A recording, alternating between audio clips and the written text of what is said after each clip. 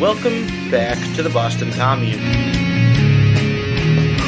This week's incredulous installment will feature commentary from comrades Scott, Joe, Ellie, Karleen, and myself. After Joe denies his secret affinity for Comic Sans, he doles out the scoop on the disgraced Neera Tanden, the bombing of Syria, Greg Abbott's lunacy, and the state of our state. Ellie reminds us just how dangerous it can be to take a shit in rural Alaska. Karleen gives us a primer on how the sexualization of young women can be another trick of the male-dominated capitalistic trade. I talk a lot about something or other, and Scott tells us where to get our spoops and scares. Please.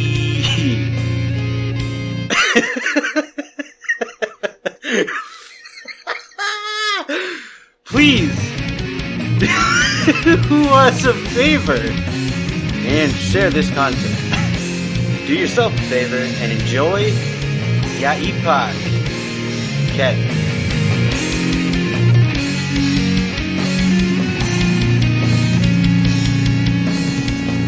All of these people are just scrambling to get a foothold on whatever the next flavor of American liberal capitalism is going to be like, and establish themselves as a necessary link in the chain of power so that they can get promotions or career opportunities or whatever. Right.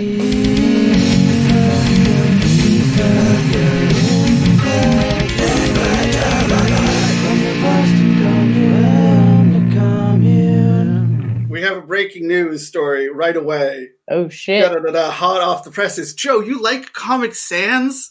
Oh, it's okay. It's okay. I just Maybe kind he of just wanted to see doesn't what hate everyone else would say. Wait, you don't like it? I'm indifferent to it. I just kind of You're wanted. a liar. Okay. See, he doesn't care. I just wanted to provoke a response because I wanted to see what would happen next. You were being edgy. I wouldn't say it's edgy so much as I'm just being very on brand, just being the agent of chaos as Ellie describes me as being. Did I describe you that way? Yes, you did back in February. That's what someone who likes Comic Sans would say. Yeah, little Joker boy. It was in regards to an episode of The Mandalorian. I really like your memory for detail. I like how you remember what month we met. Useful. Because it was something about Baby Oat eating something, and then he was running We away, and it ate was some I was eggs. yeah, that's me. Yeah. What do you mean? Anyways, Joe. So yeah, breaking There you go. news. Yeah, Neera Tanden is no longer the candidate for budget director. So I guess that's a Pyrrhic win, given that the minimum wage isn't going to happen. Wait, it's not going to happen now? Oh, yeah, because they took it out of the bill, right? Yeah. And an unelected person who could just easily be fired and replaced with someone who will agree with you. Apparently protecting the norms is more important than giving me and another 32 million Americans a raise, and also raising 900,000 people out of poverty. Apparently the norms is more important than that. It's very in line with neoliberalism, and especially the Obama era, because he literally wrote in his memoirs that the reason they didn't throw any of the bankers in jail was it would be a violence against the norms and the societal order. The norms are important. Wait. I have a question. What is... That's the only norm I can think of. Sorry. Because the Senate parliamentarian has only been overruled Wait, once Joe, I in have the a past question. 40 years. Joe, I have a That's why it's kind of a norm. What does Neera Tanden have to do with the minimum wage? She's been withdrawn as a candidate for budget director. And that's the thing that the Biden administration has been focused on for the past week, even though they kind of gave up on the minimum wage. And in fact, actually, they were trying to negotiate with Lisa Murkowski of Alaska to be well, if you object to the minimum wage, can you pretty please vote for Neera Tanden? Oh, okay. Moving on. Okay. I was just curious what her position was. All right. Yeah, Neera Tanden's pretty much terrible. She's very, very, very pro-austerity on basically everything. So I guess it's kind of okay that she got shot down, but knowing the Biden administration and how pro-austerity that they already are, they're just going to replace her with someone who just is less online. The next person they put up for OMB director is going to be equally, if not more so, pro-austerity than she is, but just less online. That's really the only difference it's probably going to end up with. What are the stories we got? So yeah, the minimum wage got shot down. It was not surprising, but it still sent me into a barely concealable state of rage for 3 days straight. where that I was at work and like barely like able to like not be like borderline shouting about like, don't the Democrats suck about the minimum wage? you know, come to think of it, given like the reactionary politics of almost all of my coworkers, that probably would have been like okay for me to do. But still, So you're just like yelling at your random like coworkers, like if you see them in the hall and you just start yelling at them. I mean, they did it to me about the election back in November, so like it's only fair. Joe, where's the energy tonight? Keep going. Been up since What's like up? 6:30. Oh yeah, say what you will about Trump, but at least Trump made it to like April of his first year before he bombed Syria, whereas the Biden administration lasted only 36 days. We should talk about this. Yeah. Like Joe Biden, claims to be a Catholic, and while I may no longer be Catholic, last time I checked, "Thou shalt not kill" is pretty far up the list of things you're not supposed to do. Last I checked, it's a cardinal sin, and vaporizing 22 people because of reasons is usually frowned upon. I could be wrong about that. I went on Twitter yesterday for the first time since it happened and almost instantly regretted it. And the argument was like, well, it's really offensive that like they bombed Syria before they did the minimum wage. No, the fact that they bombed Syria before they did the minimum wage or the stimulus checks, that's really just more of an insult to injury. Like the fact that we're violating another country's sovereignty is just wrong, like morally reprehensible, on top of the fact that it's ethically questionable at best, and I'm being very generous with that. It's wrong, but the fact that we also haven't done like a stimulus check or minimum wage, that's really just an added slap to the face. It's not an either or. We can, I guess, walk and chew gum and vaporize people in Syria at the same time. Yeah, man. Chewing gum, walking. That's right. Tying our shoes, setting off bombs, doing it. Doing it all. They can do it all. And the new press secretary. She's yeah. Oh, that was terrible. My God. Yeah. At least when Sarah Sanders lied to the press pool, she at least made things interesting. Like this Jen Psaki person is just so fucking boring. Well, I mean, that's what the Biden administration is going to have, going to bring out for us. It's something boring, but it's going to keep the party line, as you were saying. The norms, as you were saying. The norm McDonald's, yeah.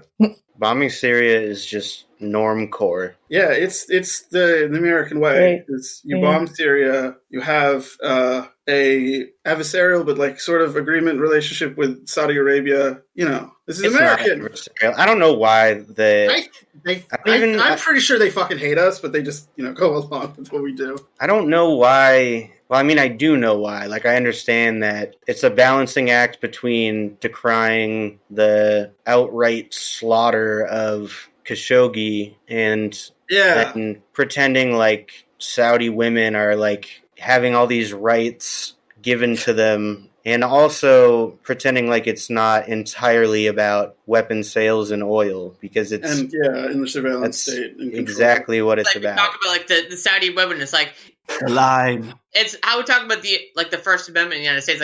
Oh, Americans, we have all these freedoms. Well, except for read the terms and conditions first. You have the freedom of speech except for terms and conditions. Other than that, we're basically a captive audience. We're just the same as most other countries that we claim to be authoritarian or dictatorships, but at least in those countries, you can see where the bullshit is coming from more often than not. I don't want to pat myself on the back for this, but I do just want to be real about the fact that you're allowed to pat yourself on the back as much as you like. All right, we knew this was going to happen. I guess it's I have trouble. I don't even know what to say about this shit, because it's obviously, how else could this administration have gone? How else could it possibly have gone? It seemed a little bit promising in the beginning with the adding one indigenous person to the cabinet, and I like how it took you a second to even remember what it was. Being real, it was promising for all of 4 days, and then it immediately started going to the shits. Right, and I guess there are still people that are hung up on those first 4 days like that. It reminds me of being in an abusive relationship where the victim is saying well, maybe I know that they're a good person underneath all this violence and hatred and misogyny, but they used to be nice to me, so maybe they'll be like that again. And it's pathological. there's bordering on like Pavlovian. there's nothing for us in the Democratic Party, and it doesn't matter how many people say that we can push them to the left. I try not to laugh like directly in people's faces when they try to tell me that like we can like reform the party, push the party left. It's like, how? We have no leverage, and better socialists than us have been trying this since the 60s, and they've been failing. So how the fuck are we going to do this? It's not, there is no such thing as a party that is such a big tent that you can have communists and conservative capitalists in the same party. Like, nope. We have a duopoly, but it's not like that encompasses the entire political spectrum. Like, we have a duopoly that encompasses the right half of the spectrum. And like really just accommodates like the political class, and basically that's it. Yeah, I love those graphics that are like how people think various politicians are, and it's like here's the spectrum, and you know Bernie's like way all the way to the left or whatever, and then it's like how it actually is, and like everybody is on the right, and Bernie is like a lot closer to the middle. How it is, Bernie's actually like the centrist, and it's like we don't really have a far left. It's like because like quote unquote far left is like we would like poor people to maybe not die because they can't go to a doctor, ? Yeah, if you get far enough left, they're just people just aren't politicians anymore. For example, Medicare for All is a moderate position. Just like to let everyone know that. Yep. Like that's the compromise position between like let's do anti-fascism is a moderate position. Yeah, like Medicare for All is like the moderate position between like let's do nothing and let's just completely like remove all commodification from the healthcare industry. No, Medicare for All is actually a moderate position. In every other country that has like parliamentarianism, it's not just moderate by American standards. Even the most conservative parties incorporate like the NHS, or in Canada it's literally called Medicare, isn't it? Yeah, it is. Yeah, even the conservative parties in Canada include universal health care. And it's a given. Yeah. We're we're actually some fucking like 18th century shit in this country. I mean, really, just look at the number of COVID deaths, and that's all you need to know. Like, we intentionally dropped the ball, and then the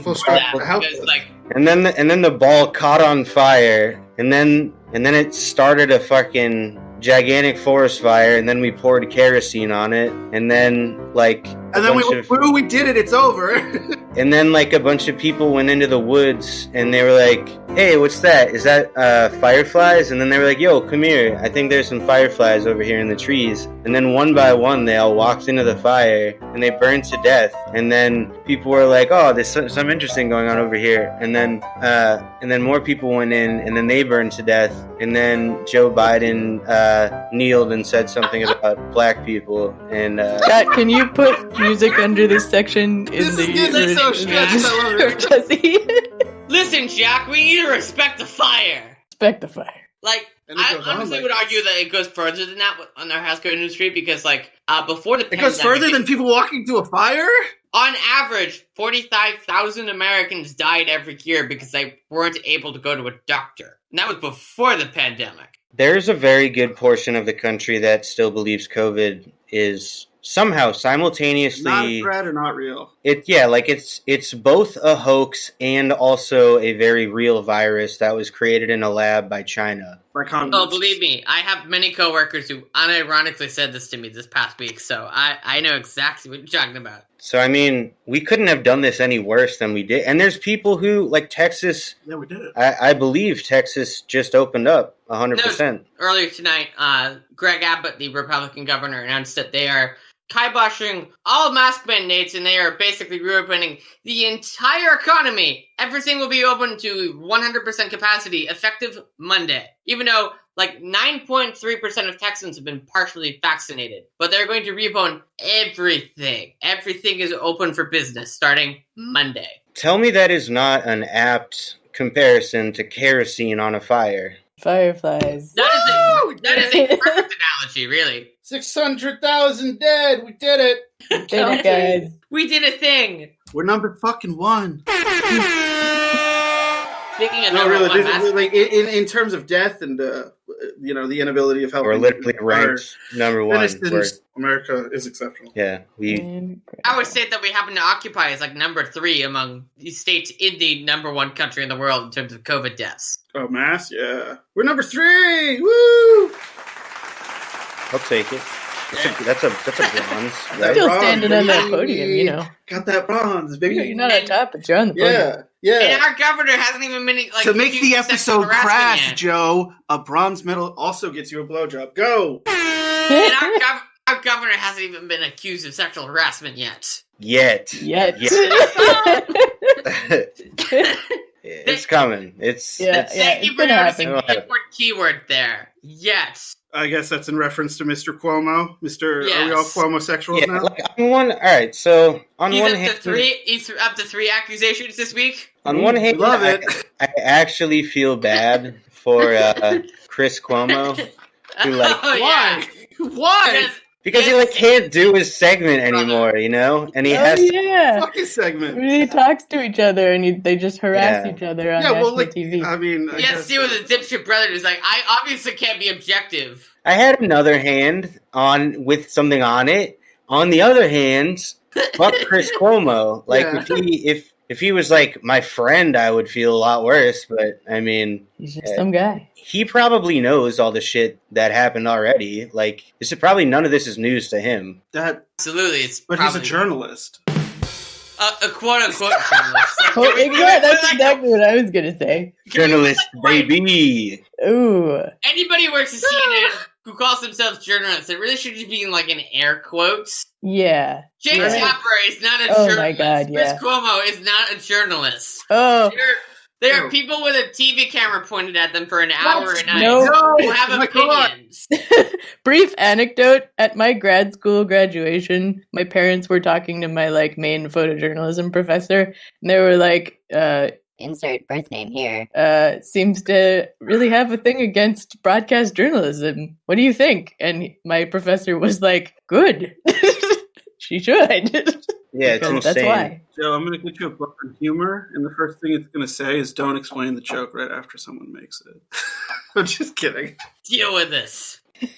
Love you. I have to say, when I still was scraping MSNBC for hot takes and whatever, every single show is the same except for Rachel Maddow because she just makes a bunch of shit up. It is, though. Alex Jones for the liberals. Honestly, it's Alex Jones, but less entertaining. I mean, I haven't really watched Rachel Maddow since 2017, but yeah. What's going on then? What was she talking about then? What made you stop? What was it?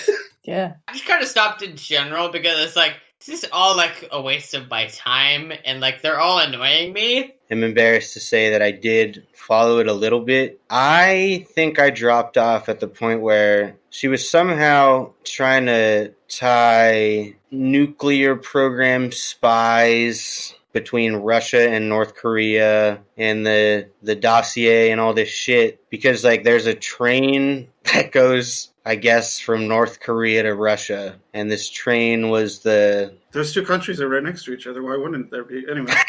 Why is there something going out of North Korea? I don't care. Go on. That's all I remember, but somehow that was the whole episode was I fold. I don't remember. Point is, I mean, sorry. Yeah, go Joe. Joe, go off. Joe off. Go it off. They have anything else other than the Baker administration still sucks because they keep on reopening things without being hey, we want all of the teachers to go back full time, but we don't want to actually make them a priority in terms of vaccine rollout. Yeah, it's getting The Baker administration's continued war on public education and basically the population in general because schools are going to be basically a massive vector for disease that the state government doesn't really seem interested in dealing with. See, this is hard for me to parse because knowing that our infrastructure and social safety net is so bad that people are basically fucked when they can't send their kids to school because they have to find extra food and they have to find childcare and all these extra services that normally would be taken care of by like the public school system. Yeah. So it's almost like our country is so bad at taking care of kids that like it's better to just send them into like the disease gauntlet than to triple the responsibilities that their parents have taking care of them, because the government's not going to do it. Objectively, we do suck at that because 1 in 5 American children lives below the poverty line. So like we are objectively terrible at this thing in particular. On top of the fact that we are just objectively terrible at dealing with poverty in general because we are a hyper-capitalist, hyper-libertarian society in general. But at childcare, we are particularly a just walking shit show. Yeah. Again, I see this come up in mutual aid. Like, people have to watch their kids so they can't leave the house. They can't basically be finding and providing food for their kids and, you know, taking care of them all in a safe environment simultaneously. Yeah, and I'm sure a lot of people are just like, well, kids don't get COVID as bad, right? So maybe it'll be fine. And, you know, just hope that they don't bring it home to you or your grandma who has emphysema or whatever. Yeah, you got short arms, Bart. Stick your hand in there and see if you can get it to work. Yeah. It's kind of how we treat kids. Pretty much. I feel for the kids who this is their experience, like this is the beginning of their experience with school. Oh my god, yeah. Oh yeah, I didn't even fucking wow. say that, yeah. Those kids are gonna grow up. A coworker about 2 months ago, and I was like, how fucked up are kids gonna be? Like the kids who are like 6 and 7 years old now. Their first like the memory that they will be able to remember in like 20 years. Like the beginning of like their memory is like everyone, like they won't even be able to really recognize what human faces look like because their memory is like everybody has a face mask on and they won't really be able to tell what people's faces look like from the nose down. Okay, but let's hope that they watch enough TV. It creates a generation. No, it creates a generation of kids that their first like real formative experience was the failure of the state. So they have a little acceleration, little incredulity towards the state, as it were. Woo! To be fair, like some of my earliest memories were listening to NoFX and like I know, but like the mix failure that of with the Bush administration and watching the towers come down. Like, so we grew up with that, and there are plenty of fucking dipshits that are our age. You know what I mean? Like, that's not enough just to radicalize it. The I worry that's not really enough. Hold on. There's a Sorry, I was being hopeful, guys. There's a Che Guevara quote. The revolution. Oh fuck. The revolution. Oh fuck. The revolution. The revolution. Oh fuck. The CIA. Oh fuck. That sounds about right. The quote is, "The revolution is not an apple that falls when it is ripe. You have to make it fall." I think the really, really young kids are going to be so accustomed to like social deprivation that once they can go to a party, they're going to be like, what the fuck? Like some of them are going to be like, oh my God, this is amazing. And some of them are going to be like, no, I can't handle this. It was like the subtext of I was saying to my coworkers back a couple months ago. It was like, what do these kids do? And like, they spent most of their childhood with no more than like 3 other people in a room with them. What happens when they go to a party and it's like sensory overload? Like, what do they do with that? Or it just becomes... What do we do with an entire generation of people who get like PTSD if they're in a room with more than 5 people? That's another way that the prison system really fucks people up, by like creating very bland uniform environments so that when people get out of prison, they are completely overloaded by external stimuli. Yeah. I mean, there could be some hope that social interaction becomes a thing that people crave, so it doesn't disrupt things. I'm just trying to be hopeful, guys. Sorry, I'll go line up against the wall and wait for the. As well understood by our listeners by this point, I exist to extinguish all hope. With that positivity, we love it, Joe.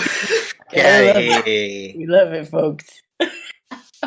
I'm just kidding. You got any more fucking pearls? No. And it's on that note, I actually probably have to go to bed because I had to get up for work at like 5:30 tomorrow. All right, hang on, Joe. Yeah, before you go to bed, don't go to bed. Jesse, can you turn off the recording for a second?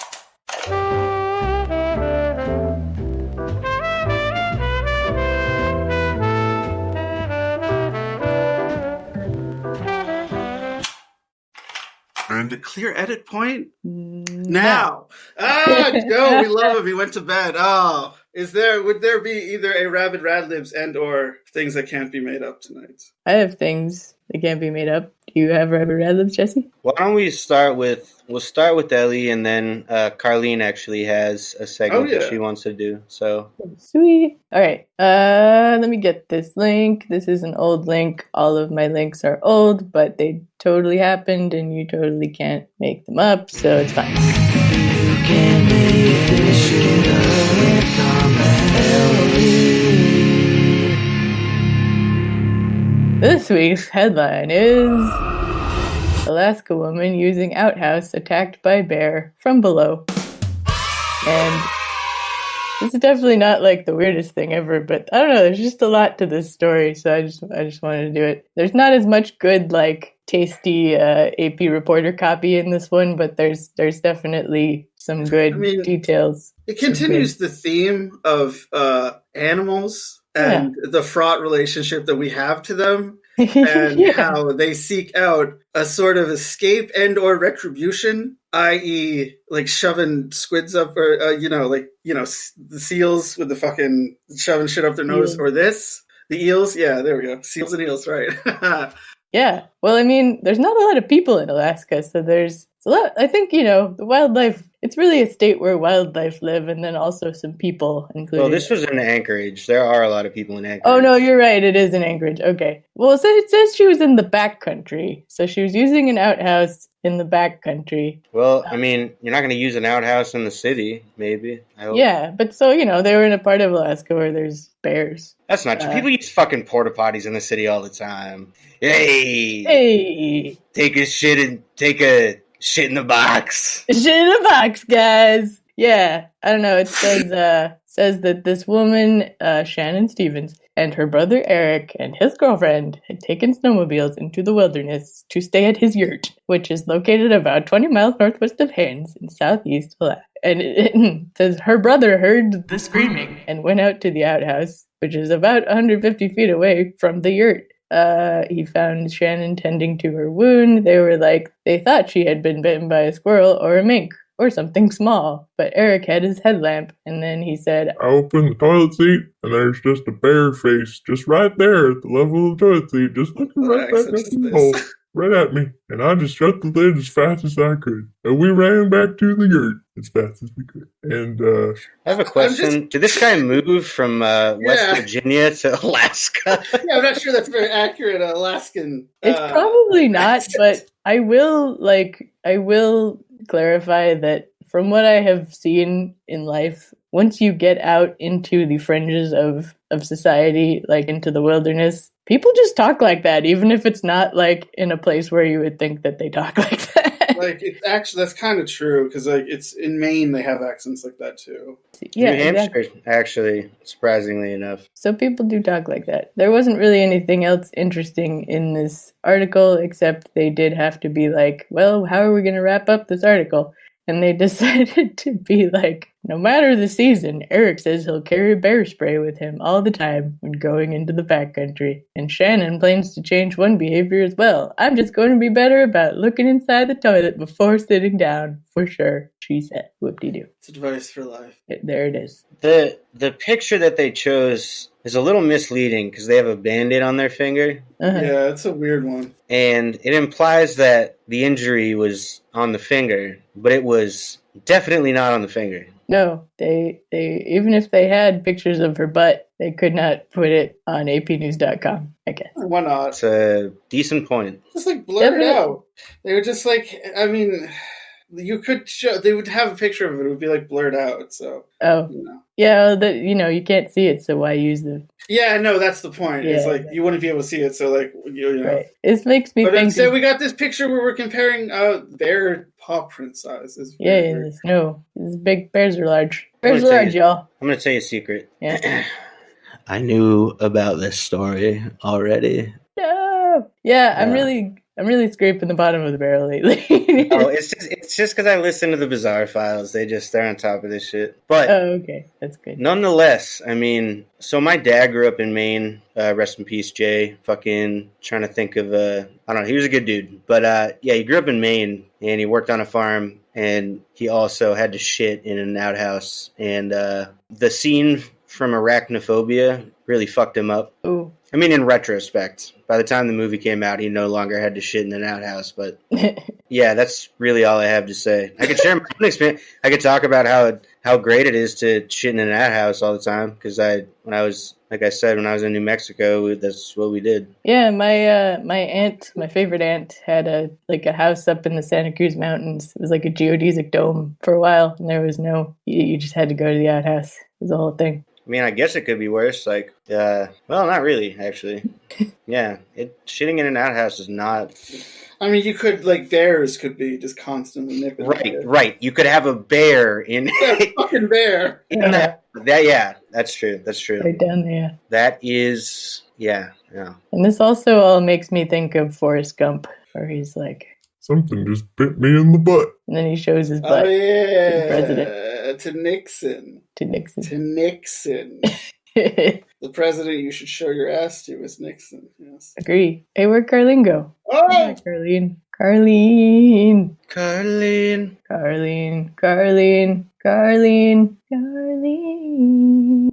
Anyway, yeah, that's all I got. Sorry. Oh boy. I'm sorry, I'm not very fun tonight. I was like shell shocked in that fucking working group meeting. I thought that was just gonna be us again. Yeah, it was chill. I thought it went well, all things considered. And you were fun. You were very fun. That's why I sent you that DM that said "Love you, comrade." Hold on a second. We gotta figure out some technical issues. Difficulty. So, Scott, you got some hold music there? Do I have some what? Hold music. Hold music? No. Yeah. You do. I know you do. Are you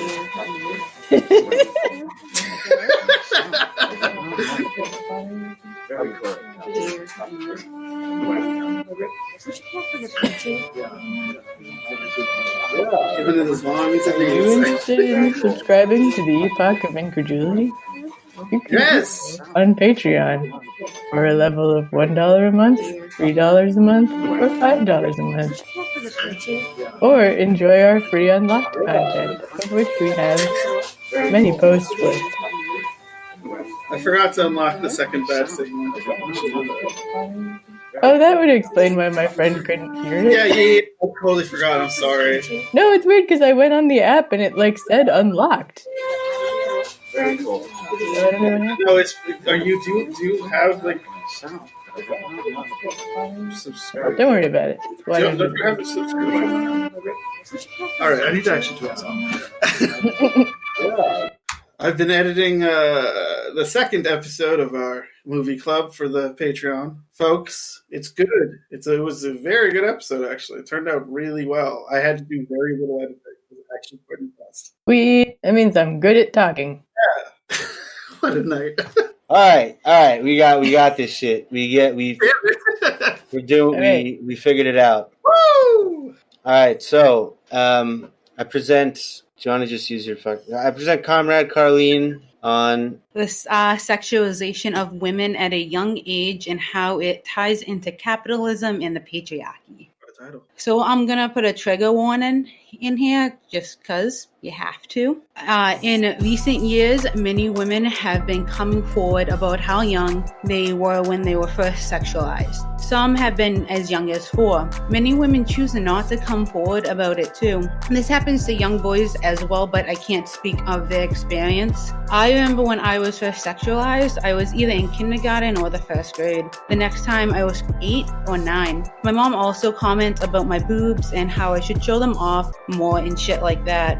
But when I did, she'd call me names and tell me to cover up. 1 in every 6 women have been sexually assaulted or harassed. To this day, sexual assault is dramatically unreported. This is due to the victim being terrified of the repercussions of what may happen, also the fear no one will believe them or take them seriously. Being sexualized at such a young age can be correlated with high levels of depression, guilt, shame, self-blame, eating disorders, relationship problems, and somatic concern. Some women become hyposexual in relationships since they were assaulted and sexualized at such a young age. When I was growing up in the 90s and early 2000s, thin, beautiful women were everywhere. It got instilled in my young, developing brain that the only way I'd be beautiful is if I was as thin as the women on TV, along with many other women that saw this growing up. The beauty industry sees this, the insecurities in young girls and women, and preys on them, selling them these products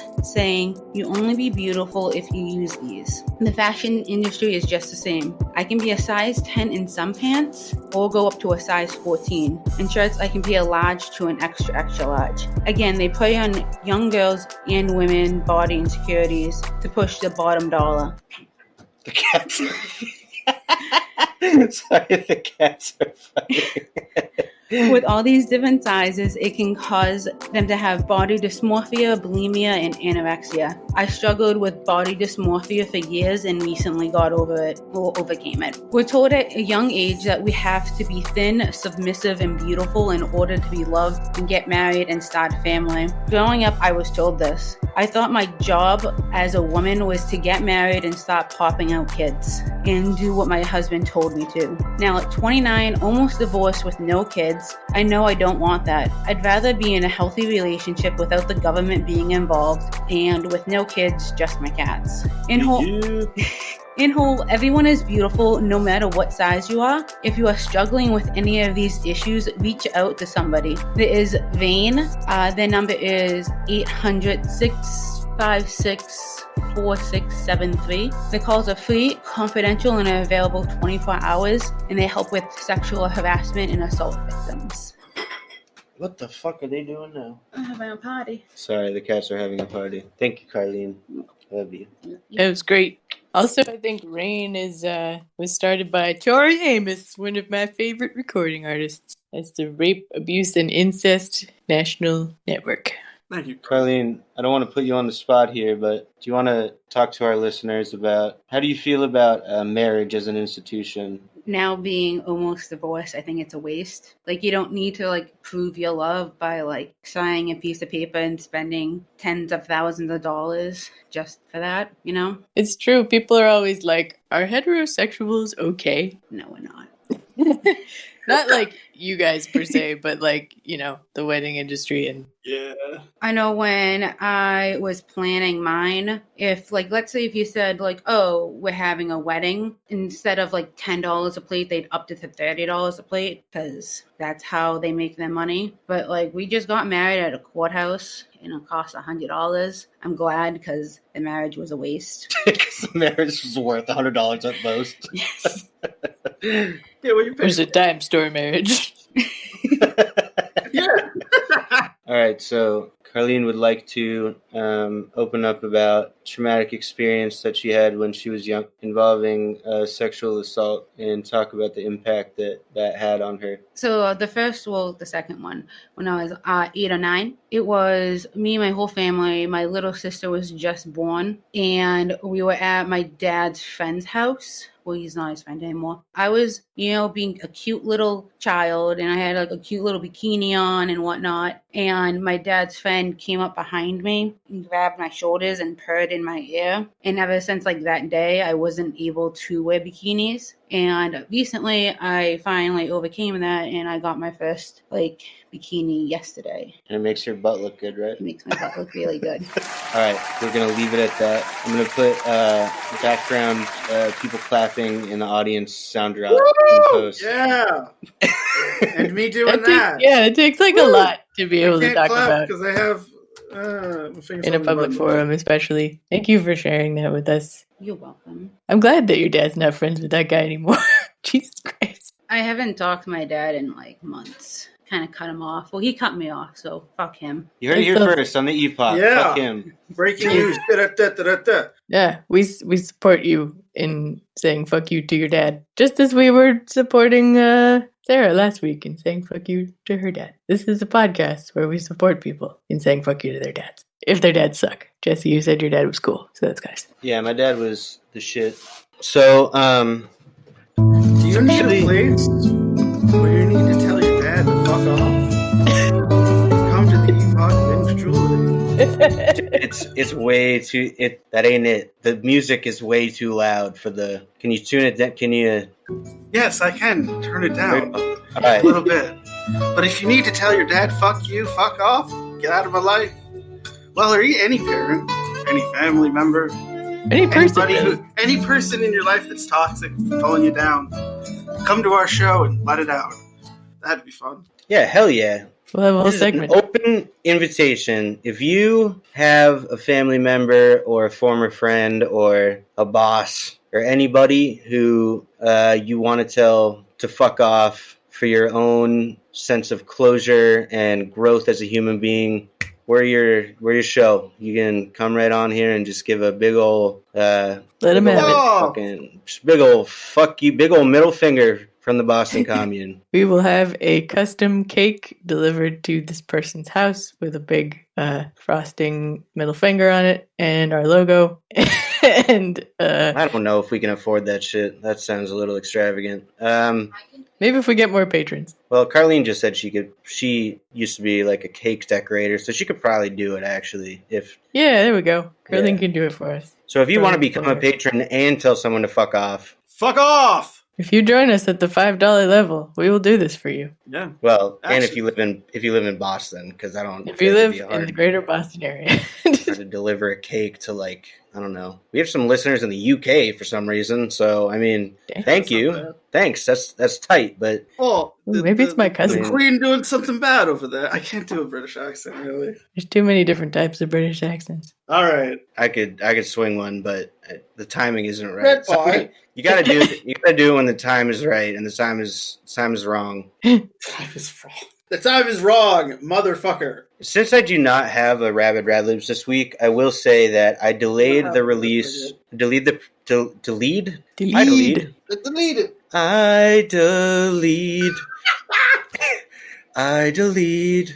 need to quit making a scene. Marjorie Taylor. There it is. Yeah, you know it.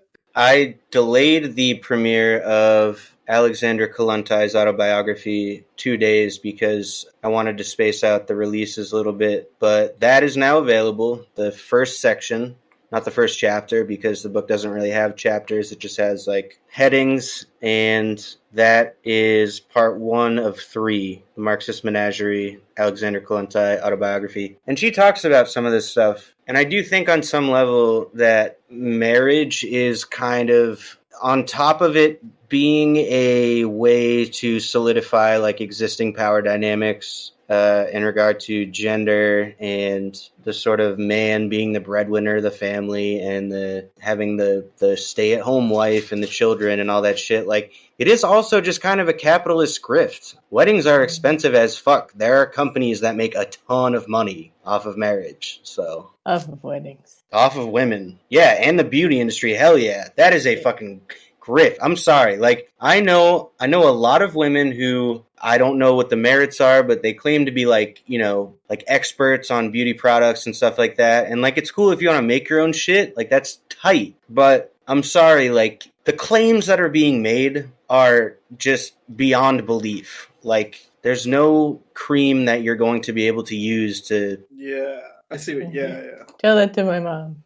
Hold on, Karleen has what is it? Shade range. Shade range. I'm gonna let Karleen talk because she's the expert on this shit. So women of color or people of color who use makeup always have had times finding the shade in foundation, because you'll have, let's say, Almay, and they'll have 30 shades, but 25 of those shades are for white women, and they only have 5 shades dedicated to people of color. But Fenty Beauty Viana, she has 100 shades, and she's the only brand brand that has an all-inclusive shade range. Bitch better have my money. Yeah, you gotta get that Fenty Beauty. She's out there making it happen. All right, did we want to move on? This is something that we haven't talked about on the pod before, and I'm kind of surprised actually now thinking about it, but part of my English class was dissecting an advertisement, and the one that I chose was a Newport ad, and it was a black couple on a golf course, and the guy was lying down, and the woman was like basically in a backswing, and I think he was holding the tee between his teeth, and like it had nothing about cigarettes on it. And I kind of looked into the history of Newport, and that brand was created solely to sell cigarettes to black people. Really? Yes. Interesting. Yep. Also Cool. I think Cool was the first. Yeah. Like menthol was basically like forced on the black community. Yes. So in that Dave Chappelle skit where it's like, why do black people smoke menthols? And then the guy that was like, I don't fucking know. And he got the answer right. Well, the answer is because of capitalism. Yeah, because big tobacco sold, lowered the price of menthol just slightly. So shops, those bodegas, those corner stores could get it in the black community. And so it's what, it was forced upon them. It was the only thing that was offered. There you go. Who doesn't have enough lung cancer? Black people. Let's do something about that. And that's real shit because the menthol actually, it desensitizes like the little cilia in your lungs to the damage that the cigarettes are doing. Yeah, it's a lot worse. Yeah. Oh, Jesus. So like your lungs are unable to have that natural reflexive response to cough when they're being irritated. And then for people who quit smoking cold turkey, like they'll feel it really bad. They'll start coughing up a bunch of shit because the cilia in the lungs are no longer like deactivated by the menthol. Yeah. Jeez. Well, this is all very pertinent information that I'll take into account when trying to get the vaccine by taking up smoking. Oh, yeah, I forgot about that. Yeah, I can help you with that. What about if you smoke weed? Offer's still open for that. No, they don't give it to you if you smoke weed. Excuse you? They don't. I mean, I'm not saying excuse you. I smoke all kinds of weed. What do you want? I'm saying it to the state. Motherfuckers. We're just as valuable as anyone else. What's wrong with you? Wait, are you saying we're not, like, weed, it's just not a priority? Or is this like, if you're a weed smoker, fuck you, you're not getting it?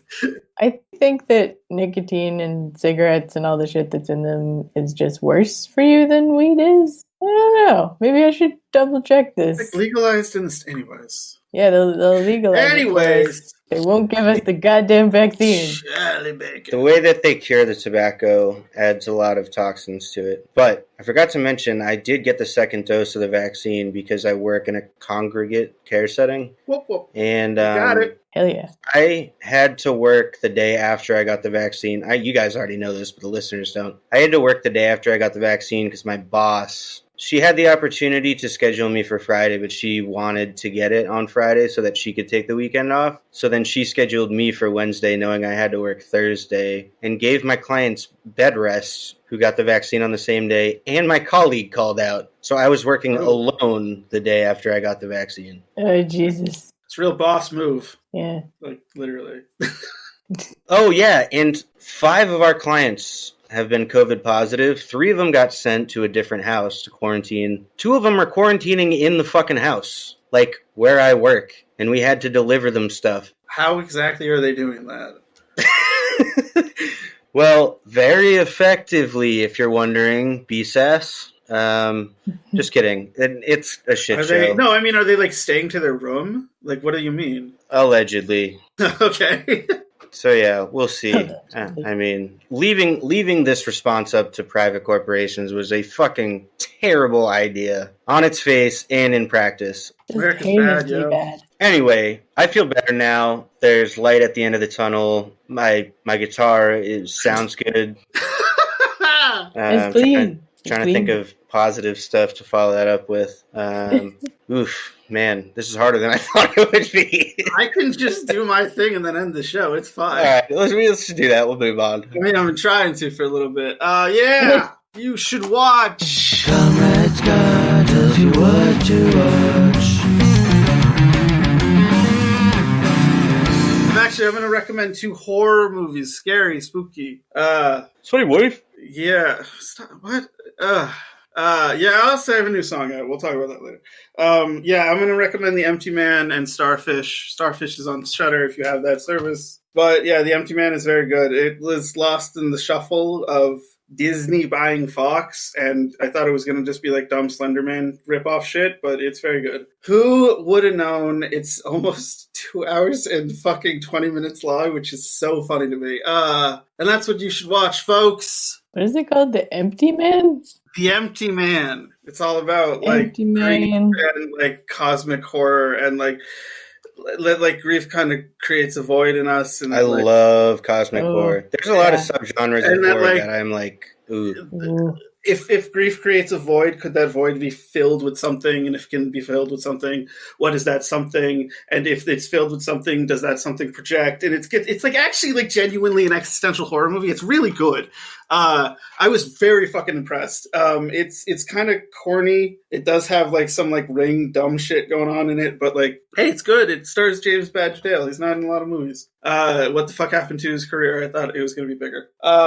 Fuck. Anyways. Yeah, so like Jesse said, I'm Sweaty Wife. I'm Scott, Sweaty Wife on Instagram and on SoundCloud, where you can hear my new song. It's got a long name, Return to the Beach, and then this whole shit in the fucking subtitle, because, you know, I was making a reference to the new True or Non episode, or one of the newer True or Non episodes, because I'm so clever.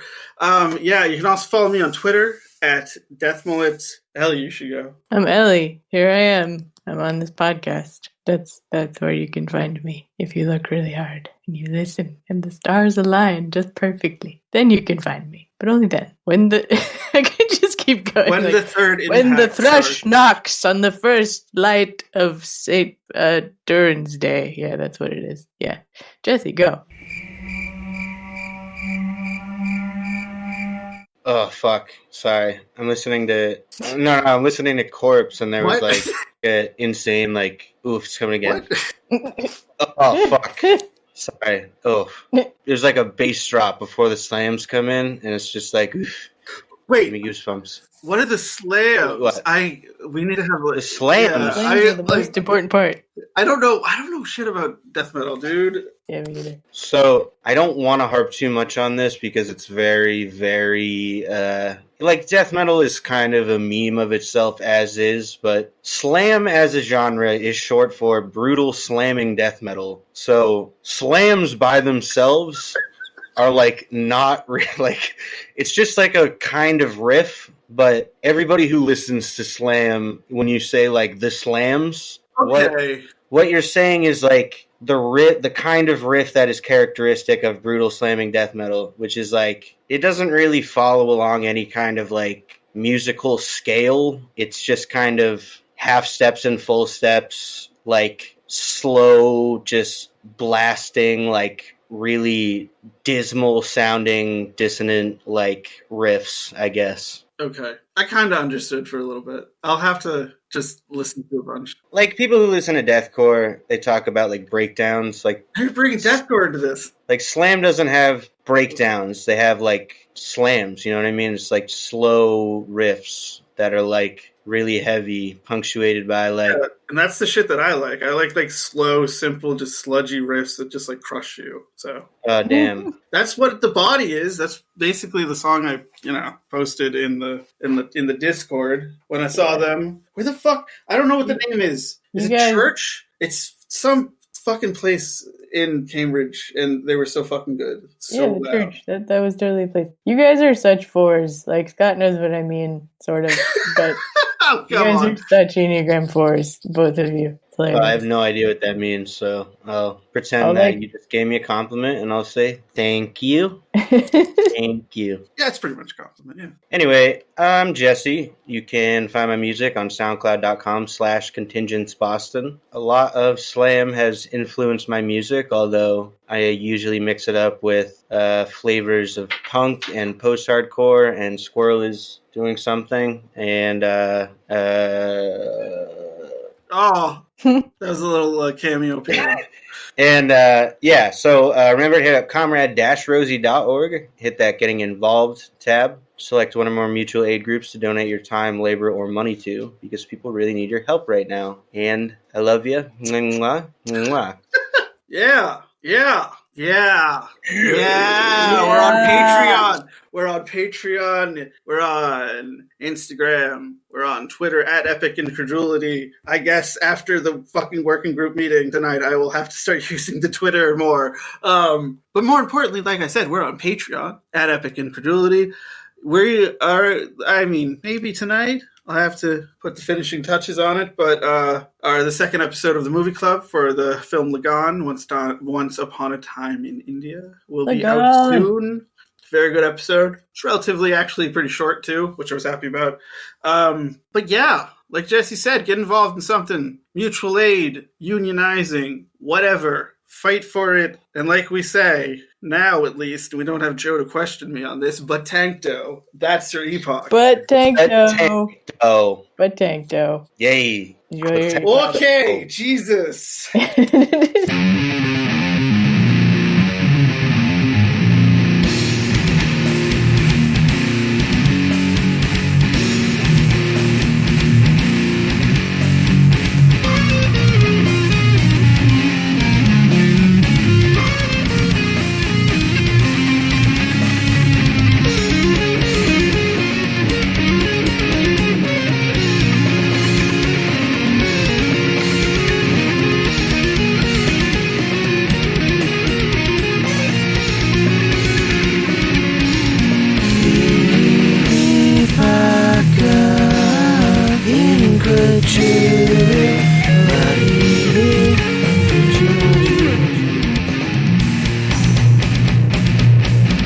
From the Boston Commune. Get it, Yeah. What are you doing in my basement? Yeah. Get out of here, Critty. Critty. Oh my god, I think you guys can agree. I fucking feel like I've been... Critty. Quite a day. Okay, dude, what the fuck? I can say right off the bat, I liked that. And what I liked about it is maybe the most standout thing right off the bat is the thick ass